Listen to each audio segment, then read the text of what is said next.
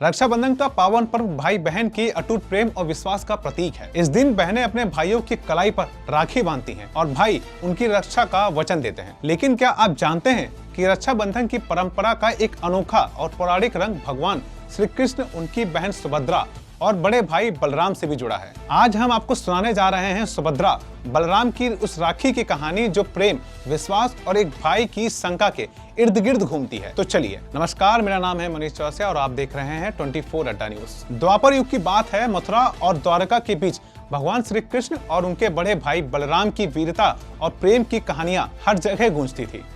लेकिन उस कथा का केंद्र था यदुवंशी की राजकुमारी सुभद्रा, जो श्री कृष्ण की छोटी बहन और बलराम की प्रिय बहन थी। सुभद्रा न केवल सुंदर थी बल्कि उनका हृदय प्रेम और भक्ति से भरा था। वह अपने दोनों भाइयों से असीम स्नेह करती थी और बलराम, जो अपनी ताकत और गंभीर स्वभाव के लिए जाने जाते थे, सुभद्रा को अपनी आंखों का तारा मानते थे। रक्षाबंधन का दिन नजदीक आ रहा था। द्वारका में उत्सव की तैयारियां जोरों पर थी। सुभद्रा ने सोचा कि इस बार वो अपने भाइयों श्री कृष्ण और बलराम के लिए विशेष राखी बनाएंगी। उन्होंने दिन रात मेहनत करके रेशम के धागों से 2 खूबसूरत राखियां बनाई। एक राखी में नीले रंग के मोती जड़े जो श्री कृष्ण के मोर पंख की तरह चमकते थे, और दूसरी राखी में सफेद चंदन की माला डाली जो बलराम के शांत और शक्तिशाली व्यक्तित्व को दर्शाती थी। रक्षाबंधन के दिन सुभद्रा ने सबसे पहले श्री कृष्ण को राखी बांधी।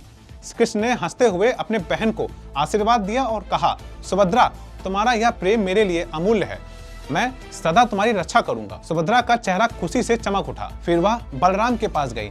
बलराम अपने कक्ष में गदा के साथ अभ्यास कर रहे थे। सुभद्रा ने बड़े प्यार से उनकी कलाई पर राखी बांधी और कहा, दाऊ, आप मेरे सबसे मजबूत भाई हैं। यह राखी आपके बल और मेरे विश्वास का प्रतीक है। बलराम ने सुभद्रा की ओर देखा, लेकिन उनके चेहरे पर एक हल्की सी शंका थी। उन्होंने सुभद्रा से पूछा, सुभद्रा, यह राखी का बंधन तो ठीक है, लेकिन क्या तुम्हें सचमुच लगता है कि तुम्हें मेरी रक्षा की जरूरत है? तुम तो यदुवंश की शेरनी हो और श्री कृष्ण जैसे भाई तुम्हारे साथ हैं, फिर यह राखी क्यों?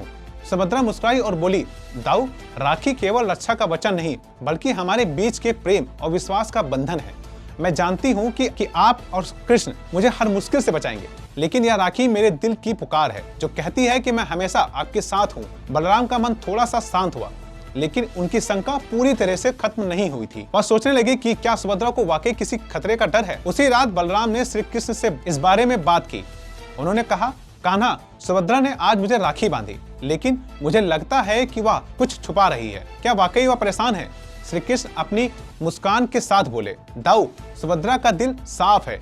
वह केवल प्रेम को व्यक्त करना चाहती है, लेकिन अगर आपको शंका है तो क्यों ना उससे खुलकर बात की जाए। अगले दिन श्री कृष्ण और बलराम ने सुभद्रा को बुलाया। सुभद्रा ने अपनी बात रखी। दाऊ, मैंने राखी इसलिए बांधी क्योंकि आप मेरे लिए सिर्फ भाई नहीं, मेरे रक्षक मार्गदर्शक हैं। मुझे कोई डर नहीं है, लेकिन यह राखी मेरे लिए उस बंधन का प्रतीक है जो हमेशा हमें एक रखेगा। सुभद्रा की बात सुनकर बलराम का दिल पिघल गया। उन्होंने सुभद्रा को गले लगाया और कहा, मेरी प्यारी बहन, तुमने मुझे सिखाया है कि राखी केवल रक्षा का वचन नहीं बल्कि दिलों का मिलन है।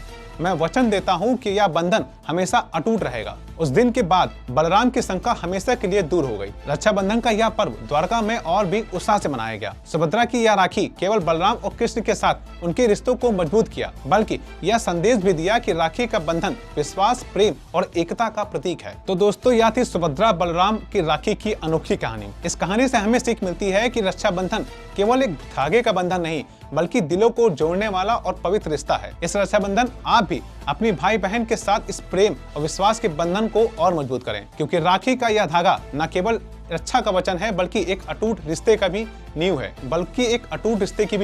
इसी तरह की और खबरों के लिए देखते रहें 24 अड्डा न्यूज। धन्यवाद।